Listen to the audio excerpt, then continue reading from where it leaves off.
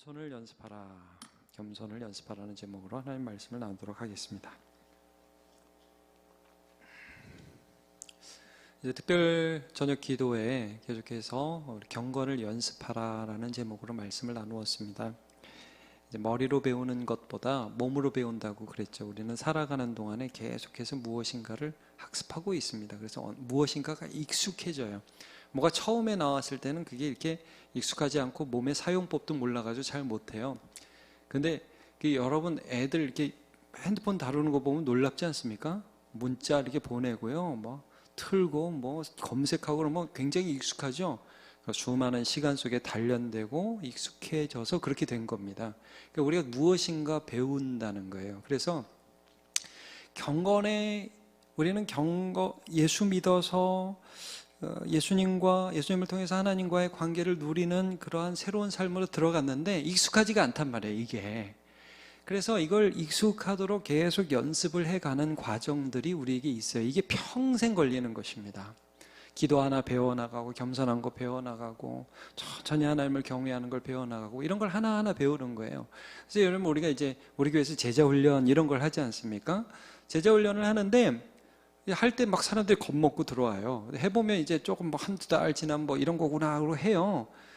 그럼 이제 제자훈련 끝난 분들이 꼭 이런 말을 해요. 제자훈련 끝나니까 좀 허전하고 다시 옛날로 돌아가는 것 같고 막 그렇다는 거예요. 그런 부분들이 있어요. 근데 여러분, 제가 제자훈련 한 분들을 보면서 조금 그런 거는 느껴요. 뭐냐면 나도 모르는 사이에 책 보는 게 조금, 옛날에는 책 보는 걸 굉장히 더 많이 두려워했는데 조금 책 보는 게 좀 편해지기도 하고, 또 암송 같은 걸 좀 편하게 하기도 하고, 조금씩 익숙해지는 거예요. 여러분, 교회를 다니고 신앙생활을 하면서 내가 변한다 잘 모르지만 사실은 이 예배를 드리고 말씀을 듣고 하면서 생각이 조금씩 말씀에 익숙해져 가고 내 삶의 패턴이 순종하면서 하나님께 점점 더 익숙해져 가는 거예요. 이 익숙함이라는 거 있죠.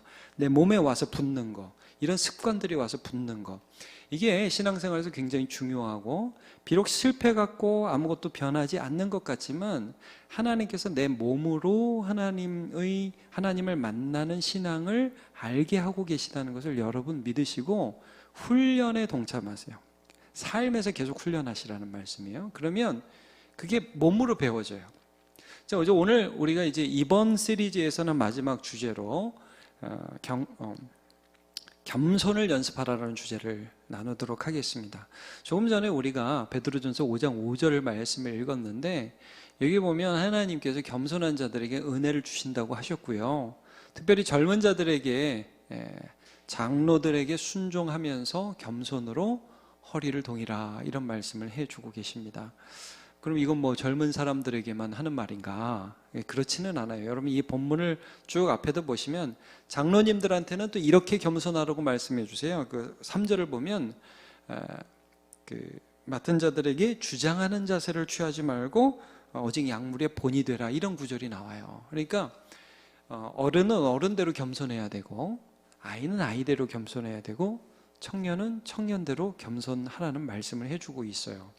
그리고 이제 우리가 이런 첫 번째 좀 의문이 들 수 있습니다. 왜 겸손해야 되지? 여러분, 이런 생각 혹시 안 듭니까? 세상이 겸손하려고 애씁니까? 높아지려고 애씁니까?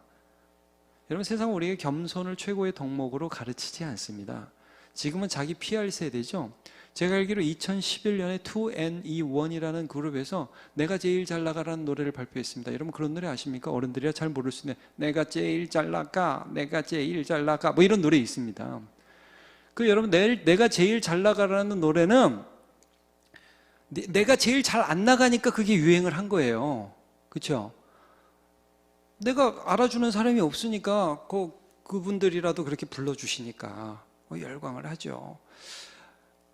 세상적 가치가 아니라는 거죠. 왜 우리가 겸손을 해야 되느냐? 겸손이라는 게 도대체 뭐냐?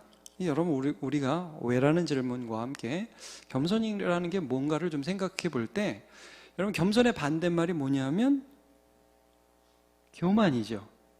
우리는 흔히 겸손을 이렇게 알고 있습니다. 자기를 낮추는 거, 이걸 이제 겸손이라고 많이 알고 있습니다. 중요한 정의입니다. 교만은 자기를 높이는 거, 이걸 이제 교만이라고 생각을 하죠.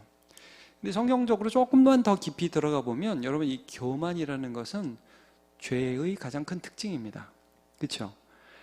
아담과 하와를 이제 사탄이 뱀의 모습으로 유혹할 때에 뭐라고 그랬냐면 그 창세기 3장 5절에 보면 너희가 이 선악을 알게 하는 나무의 실과를 먹는 날에는 너희 눈이 밝아져서 하나님처럼 될 거라고 그랬어요.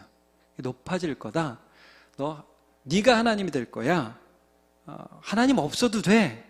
이게 여러분 이 교만의 특징이 뭐냐 하면 하나님을 배제하는 거예요. 그래서 여러분 교만의 가장 큰 특징은 배척이에요. 배척. 사람을 배척하는 거예요. 그럼 여러분 겸손이라는 건 그냥 우리가 낮아져. 근데 왜 낮아져요? 여러분 이런 말 들어보셨어요? 겸손 떨지 마 이런 거 있죠. 제가 잘못해서 야 웃기지 말고 겸손 떨지 말고 그런 말 많이 하잖아요. 이게 낮아져야 되는데 그럼 겸손의 핵심이 뭐냐? 겸손의 핵심은 누군가를 세워주고 사랑하는 게 겸손의 핵심이죠. 사랑하려니까 내가 낮아져야 되잖아요. 여러분 옆이 밝으려면 내가 좀 어두워져야 되고 옆이 보이려면 내가 좀 낮아져야 되잖아요. 예, 그렇죠? 그래서 여러분 사진도 이런 사진이 있어요. 몰아주기 사진. 여러분 그런 거 잘 모르시죠? 어른들. 몰아주기 사진 보셨어요? 다 인상 쓰고 있고 한 사람만 웃고 있는 사진. 요즘 그 애들이 그런 사진 가끔 찍어주잖아요. 다 찡그렸고 한 사람만 웃고 있고. 자, 겸손이라는 게 이제 이런 의미가 있는 것입니다. 누군가를 빛내기 위해서는 내가 낮아진다는 거죠. 여러분, 예수님을 믿기 위해서 겸손하지 않고 예수님을 믿을 수 있을까요? 자기를 꺾지 않고? 안 된다는 거예요. 예수님이 뭐라고 말씀하셨어요? 누구든지 나를 따라오려거든 날마다 자기를 부인하고 자기 십자가를 지고 나를 따를 것이니라 그랬잖아요. 자기 부인, 겸손한 거예요. 겸손한 거. 주님을 따르기 위해서 그렇게 하지 않을 수가 없다는 것이죠. 미가서 6장 8절을 보면 이렇게 말씀해요. 사람아 주께서 선한 것이 무엇임을 내게 보이셨나니 여호와께서 내게 구하시는 것은 오직 정의를 행하며 인자를 사랑하며 겸손하게 내 하나님과 함께 행하는 것이 아니냐. 자, 여러분 하나님과 함께 행하려고 하는데 하나님의 정의로움을 받아들이지 않고 내 교만과 내 악함 그대로 살아가면서 하나님을 믿는다, 하나님과 동행한다? 말이 안 된다는 거죠. 하나님의 인자하심을 내가 받아들이지 않고 하나님을 따르고 하나님과 동행한다? 말이 안 된다는 것이죠. 이게 여러분 믿음에 있어서 우리가 본질적으로 겸손하지 않고 하나님을 받아들일 수 없어요. 예수를 받아들일 수가 없어요. 좀 전에 봤던 그 말씀 누가복음 9장 23절 이거 한번 같이 읽어보죠. 시작. 또 무리에게 이르시되 아무든지 나를 따라오려거든 자기를 부인하고 날마다 제 십자가를 지고 나를 따를 것이니라. 그래서 하나님께서는 우리에게 늘 겸손의 훈련을 시키셔요.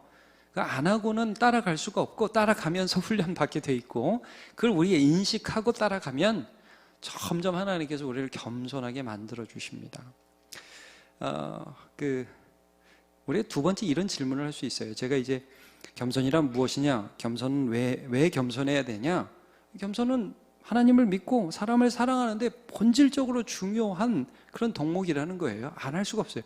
근데 이런 질문, 야, 그럼 우리만 겸손하면 되냐? 하나님은 딱 이렇게 딱 계시고 우리만 겸손하면 되냐? 근데 여러분, 참 중요한 게 뭐냐면요. 겸손은 사실은 하나님의 성품이라는 거예요. 여러분 혹시 이런 생각 해보셨어요? 하나님이 겸손하시다? 맞습니까? 자, 빌립보서 2장 그 유명한 말씀이죠. 너희 안에 이 마음을 품으라. 곧 그리스도 예수의 마음이니. 여러분 예수님이 하나님의 아들이신 하나님이시죠? 여기서 예수님의 마음이 뭔지 이 문맥상 예수님의 마음 우리가 품어야 할 이 마음이 뭔지 아십니까? 겸손입니다, 여러분. 낮아지시는 거. 자, 근데 6절을 보면 그는 근본 하나님의 본체시나 하나님과 동등됨을 취할 것으로 여기지 아니하시고 이제 그 다음 절도 한번 보여주세요. 오히려 자기를 비워 종의 형체를 가지사 사람들과 같이 되셨고 자 하나님이신데 사람이 되셨다 낮아지셨다 이 겸손이죠. 하나님의 겸손이죠. 사람의 모양으로 나타나서 자기를 낮추셨다. 하나님의 겸손입니다. 이게 하나님의 성품이라는 거예요. 죽기까지 복종하셨으니 그 십자가에 죽으시면 너네도 겸손한 것은 예수 닮는 것, 하나님의 아들의 성품. 그래서 여러분 좀 전에 그 5절 6절 다시 한번 보여주세요. 이 존 오트버그가 아주 재미있는 좀 전에 그 구절 5절 6절 이 오토버가 굉장히 재밌는 해석을 했어요. 여기 5절 보세요. 그는 근본 하나님의 본체시나 하나님과 동등됨을 취할 것으로 여기지 아니하시고. 우리 이 구절을 어떻게 이해합니까? 그는 하나님이셔. 하나님의 본체, 하나님 자신이셔. 그래서 사람이 될 필요가 없는 분인데 그런데도 사람이 되어주셔서, 이렇게 해석을 많이 하잖아요, 우리가. 그래서 그는 근본 하나님의 본체시나 하나님과 동등됨을 취할 것을 여기지 아니하시고. 근데 이제 이번 특별 저녁기도에 참고했던 그 책에 재밌는 해석을 해요. 뭐라고, 여러분 재미있을지 어쩔지 모르겠는데 저는 재미있었어요. 뭐라고 그러냐면, 이 원어가 분사라 이거예요. 좀 문법으로, 영어 분사 뭐 이런 얘기해서 미안합니다만, 분사는 해석이 여러 가지가 가능하잖아요. 그러나도 될 수 있고, 그래서도 될 수 있고, 그렇기 때문에도 될 수 있고, 그렇거든요. 그래서 이걸 어떻게 해석했냐면, 다시 보여주세요. 계속. 그는 근본 하나님의 본체시기 때문에 그렇게 해석을 해요. 이게 무슨 말이냐면, 하나님이니까 이렇게 낮아지신 거야, 이런 말이라는 거예요. 그 이해가 가세요? 하나님임에도 불구하고 낮아지신 게 아니라 하나님이니까 낮아지신 거라는 거예요. 저는 굉장히 좀 신선하게 다가왔어요. 하나님이 원래 그런 거예요. 아무도 낮아지려고 하잖아요. 여러분, 사탄은 높아지려고 그래요. 하나님 자리까지 높아지려고 하는 게 사탄이에요. 그런데 하나님은 죄인들을 위하여 죽으시기까지 낮아지시는 분이 하나님이세요. 여러분, 겸손은 사람의 성품이 아니에요. 하나님께로부터 나온 거예요. 예수님 뭐라고 말씀하시죠? 수고하고 무거운 짐진 자들아 다 내게 오라. 내가 너희를 쉬게 하리라. 그 다음에 나는 마음이 온유하고 겸손하니. 여러분 그 구절 생각나십니까? 나는 마음이 온유하고 겸손하니 내게로 와서 배우라. 내 멍에를 치라. 내 짐은 가볍고 내 멍에는 쉽다. 이런 말씀을 하시잖아요. 이 하나님의 성품이라는 것을 말씀해 줘요. 그래서 여러분, 하나님의 겸손하심, 하나님이 우리를 사랑하셨어요. 거기에 반응하여 해서 우리도 하나님 앞에 겸손하게 되는 것들이 훈련 속에서, 믿음의 삶 속에서 점점점 우리의 체질에 녹아 들어가는 것. 이게 신앙생활이에요. 여러분, 분명히 말씀드리지만 세상은 점점 더 교만해지라고 합니다. 이름 내라고 그래요. 자기를 증명하라고 합니다. 그러나 하나님께서는 우리에게 겸손의 삶을 살아갈 수 있도록 인도해 주세요. 제가 베드로의 예를 잠깐 좀 설명하도록 하겠습니다. 여러분, 베드로가 예수님 만나는 장면이 요한복음 1장에도 나오지만 누가복음 5장에 이제 자세히 나오죠. 이제 베드로가 밤새도록 고기를 잡으려고 했지만 밤새 잡지 못해서 그물을 씻고 있는데 예수님이 나타나셔서 그 배에서 말씀을 전하시지 않았습니까? 우리는 뭐 밤새도록 물고기를 못 잡았다, 뭐 이 정도로만 알고 있지만, 굳이 비유하자면 여러분 이런 거 아닙니까? 밤새도록 시험 공부를 하고 시험 보러 갔는데 잘못된 범위를 공부했어. 그래서 빵점 맞았어요. 여러분 기분이 어떨까요? 꼭 그 기분. 우리 교회에도 공장에서 참 물건 만드시는 분들 계시는데 밤새도록 전 직원이 막 일을 해가지고 물건 하나 딱 볼트 만들어가지고 납품을 하나 딱 갔는데 설계도를 잘못 봐서 1cm 오차 났네? 다 다시 만들어야 돼. 여러분 그런 기분이 들면 어떨까요? 미치는 거 아닙니까? 근데 여러분 그때 예수님이 베드로에게 오셔서 베드로 얼마나 어려웠니? 그러지 않으시고 뭐라고 그러시죠?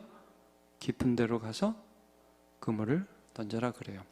근데 베드로가 굉장히 중요한 대답을 하죠. 뭐라고 말씀합니까? 주여, 내가 밤새도록 잡은 것이 없지만은 뭐를 의지해서? 말씀을 의지해서 가겠습니다 그래요. 여러분 이게 겸손입니다.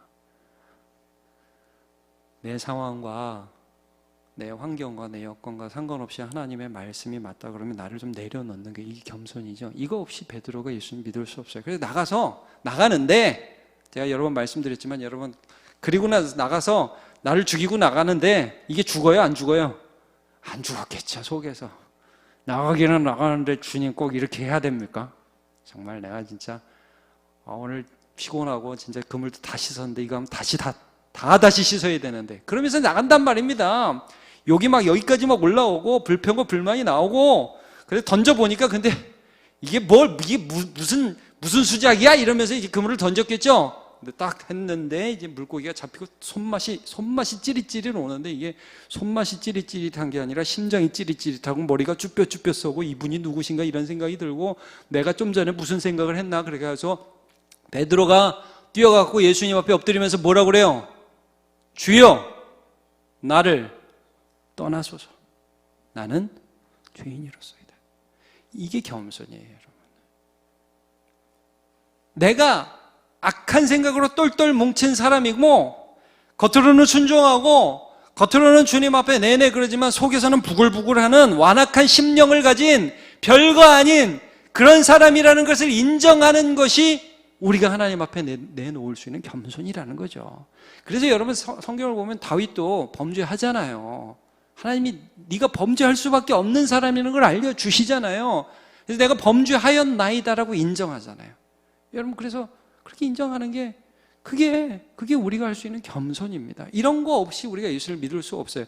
자, 예수를 따라갑니다. 베드로가 주님이 하나님의 아들이신 줄 알게 되었어요. 그래서 야 사람들이 나를 누구라 하느냐? 너네는 나를 누구라 하느냐? 베드로가 뭐라고 말씀을 합니까? 너무나 유명한 말씀. 주는 그리스도시요 살아계신 하나님의 아들이십니다. 진짜 멋지게 대답을 하죠. 그러니까 예수님이 칭찬합니다. 야 바요나 시몬아 이를 내게 이는 알게 아니는 하늘에 계신 내 아버지다. 근데 나 십자가 지고 죽고 그리고 다시 살아날 거다.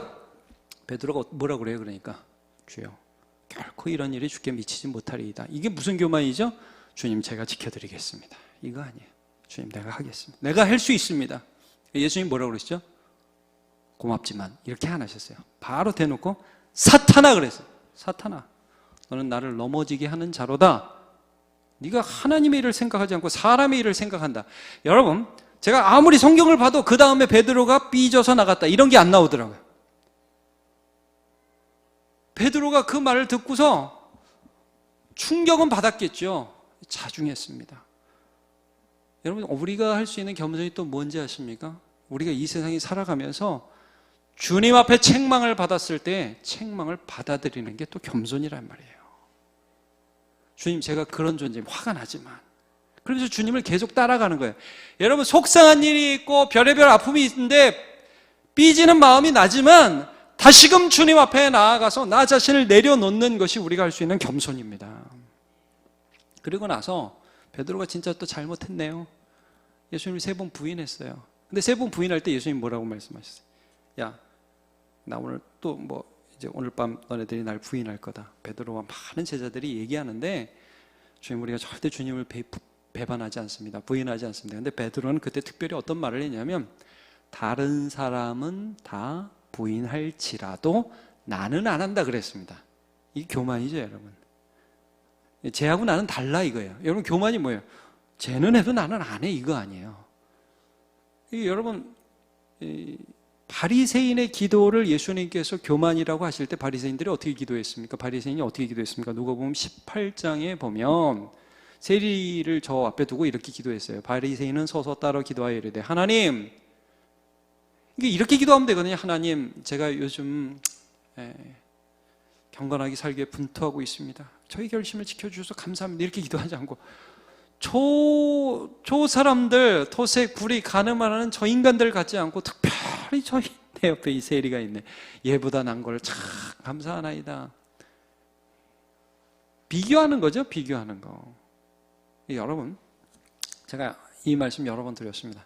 하나님은 이 세상에 있는 사형수, 간음하는 자, 불의한 정치인, 별의별 이상한 사람들보다 저와 여러분이 더 괜찮은 사람이라서 구원한 것이 아니라 하나님의 은혜로 저와 여러분이 더 나쁜 사람임에도 불구하고 택하심을 받아서 구원 얻은 것입니다.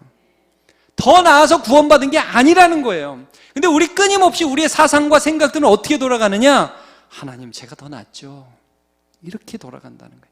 이걸 내려놓는 것이 겸손입니다. 하나님 제가 더 낫지 않습니다. 저도 똑같습니다. 저는 더하면 더하지 덜할 놈이 아닙니다. 이걸 인정하는 것이죠. 이 겸손입니다. 그래서 이제 3번 부인해요. 부인하고 나서 이제 끝 아니라 예수님 또 찾아가죠. 찾아가가지고 연아들 시몬아 너 나 사랑하니 물어보십니다. 그러니까 면목은 없지만 제가 주님 사랑하는 주님 아십니다. 3번 물어보죠. 내 양을 쳐라, 내 양을 먹이라. 여러분, 베드로가 여기서 어떤 겸손을 보이죠? 나는 실패했지만, 나는 면목 없지만 주님이 나를 쓰시겠다고 하면 순종하는 게 그게 겸손입니다. 그래서 여러분, 겸손이라는 게 뭐예요? 겸손 떠는 게 아니죠. 저는 못해요. 이게 겸손이 아니라고 그랬죠. 주님 말씀 앞에 나를 낮추는 거예요. 이름도 빛도 없이 섬겨나가는 것입니다. 이런 베드로와 또 더불어서 야곱 같은 경우, 여러분 어떻게 겸손을 훈련시키셨습니까? 자연스럽게 거짓말을 한단 말이에요. 내가 형입니다, 에서입니다, 이 거짓말을 하고 아버지의 축복을 받게 되는 그런 사람이 야곱이었습니다. 그런데 이제 하나님께서 그렇게 속이고 자기 죽이겠다고 쫓아오는 그 형 떠나다가 다시 이제 형 만나러 가는 과정에서 야복강가에서 훈련시키잖아요. 밤에 하나님이 가셔요, 야곱한테. 근데 하나님이 모르고 막 싸움을 해요. 씨름을 해요. 자기가 이기는 줄 알아요. 자기 힘으로 되는 줄 알아요. 막 해요. 근데 새벽녘쯤 돼가지고 이제 퍽 허벅다리 관절을 치니까 부러지거든요. 이게 이긴 게 아니었어요. 하나님이 오신 거고, 이건 사람의 존재가 아닌 거예요. 그러니까 이제 축복해달라고, 나에게 복을 빌어달라고 막 간구하죠. 그 사람이 이름을 묻죠. 사실은 하나님이 이름을 묻죠. 너 이름 뭐냐?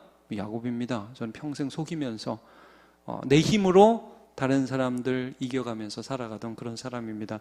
네 이름을 다시는 야곱이라 하지 말고 이스라엘이라고 해라. 하나님과 겨루어 이겼다, 사람과 겨루어 이겼다. 이게 뭘 이겨요? 하나님이 져준 거지.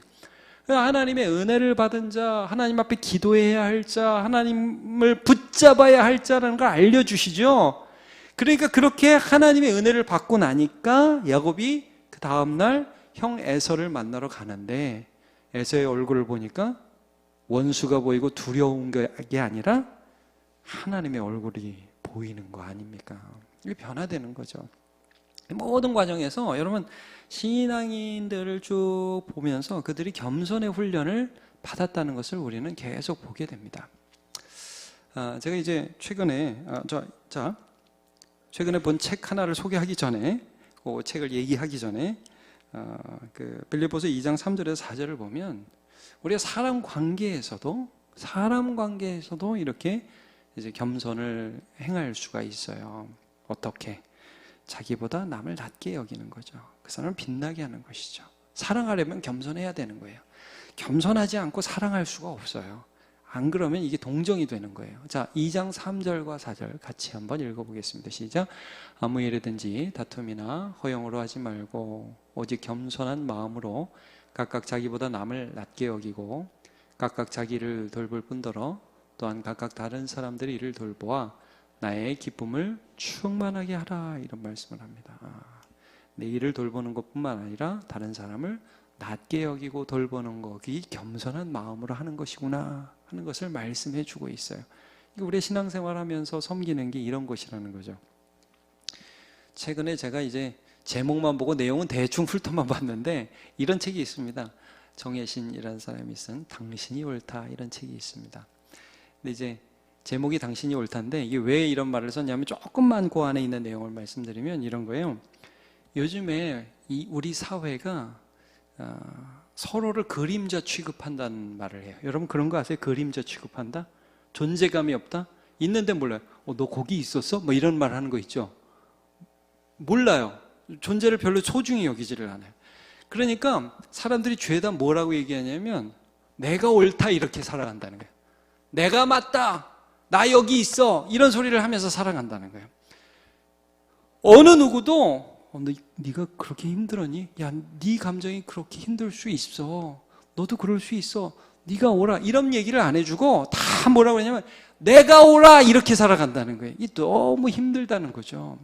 그래서 우리가 어떤 상대방의 기쁨이나 슬픔이나 아픔이나 그의 행동이 비록 틀렸을지라도, 좀 잘못할지라도 그 감정이 네가 그렇게 느낄 수 있어 라고 말해주는 것은 굉장히 중요하다는 얘기를 책에서 합니다. 여러분, 우리가 크리스찬으로 이 땅에서 살아가면서 누군가를 향해서 이런 얘기를 할 수 있는 존재라는 것을 깨달아야 돼요.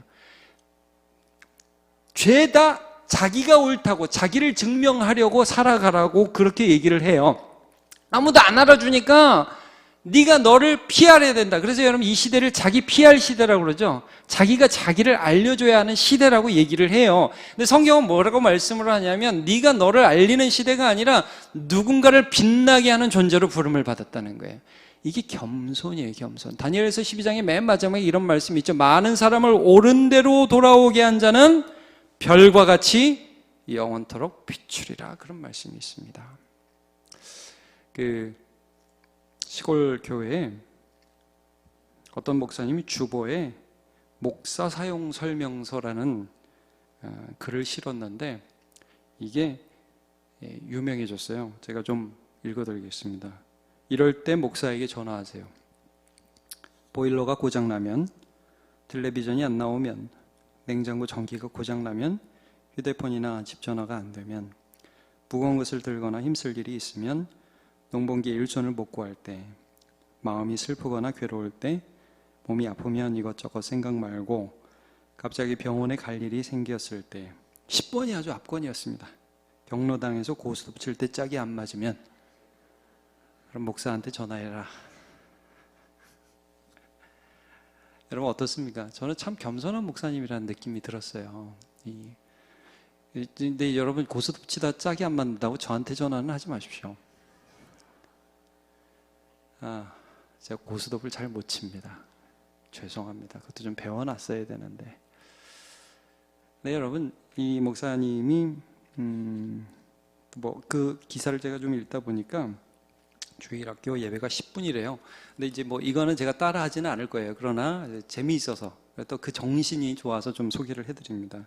이유가 뭐냐면 아이들과 2부 순서를 목사님이 길게 갔는데요. 그래서 그 시골 교회 25명의 아이들이 그 교회를 나온대요. 그래서 예배 끝나고 나서 2부 순서는 산에서 꽃 따고 열매 줍고 다람쥐 쫓아다니고 뜀박질하고 목사님이 그걸 같이 한다고 그래요. 참 제가 보면서 은혜를 받았어요. 이 참 겸손하려고 애쓰는 목사님이다. 여러분, 우리 교회가 겸손할 수 있는 게 뭐가 있을까요? 저는 우리 교회 이제 어린이 놀이방 있고 도서관 있잖아요. 그 교회가 겸손한 겁니다, 여러분. 제가 남문교회 부임해서 처음에 좀 이해 안 가는 게 하나 있었어요. 여러분이 들으면 어떻게 생각할지 모르겠는데 우리가 이제 장례를 좀 멀리 가잖아요. 멀리 이렇게 장례를 가면 꼭 돌아올 때 뒤에서 차에서 권사님들이랑 집사님들이 뭐라고 하시더라고요. 이 근처에 꽃이 이쁜 데가 피어 있는데 거기가 참 아름답다는 거예요. 그래서 장례가 끝났으면 집에 가야지 꽃이 이쁜 게 뭔가 중요하냐. 그래서 처음에 이해가 안 갔어요. 또 다음에 또 어디를 갔다 오는데 또 오면서 이 근처에 맛집이 있다는 거예요. 밥은 집에 가서 먹으면 되지. 왜 맛집에 가서 먹어야 되나? 네. 생각이 들었어요. 근데 제가 나중에 근데 저는 진짜 여러분 제가 그런 걸 잘 못합니다. 제가 정말 죄송합니다. 목사가 노는 것도 좀 잘 배워야겠다는 생각이 요즘 많이 듭니다. 근데 제가 조금 이해가 가는 게 우리 원로 목사님이 참 많이 겸손히 놀아주셨구나 그런 생각이 좀 들었습니다. 제가 좀 더 잘 놀아드려야 되는데 잘못해서 죄송합니다. 근데 제가 요즘에 참 감사한 게 뭐냐면 우리 장로님들이 어르신들 식사 대접하고요. 여러분 그런 게 겸손한 겁니다. 또 신방 가서 위로가 필요한 성도들을 찾아보고 여러분 그런 거 겸손한 겁니다. 우리가 이 세상 살아가면서 예수 믿으면서 이 겸손을 훈련하는 것이 사랑하는 데 있어서 아주 필수적으로 너무나 소중한 일이라는 것이죠. 우리 사랑하는 남문교회 성도 여러분, 예수 믿으면서 더 겸손해집시다. 네, 그 하나님의 훈련에 부응하면서 아름답게 살아가는 저와 여러분 되시길 축복합니다. 네, 우리 같이 찬양합시다. 내 마음에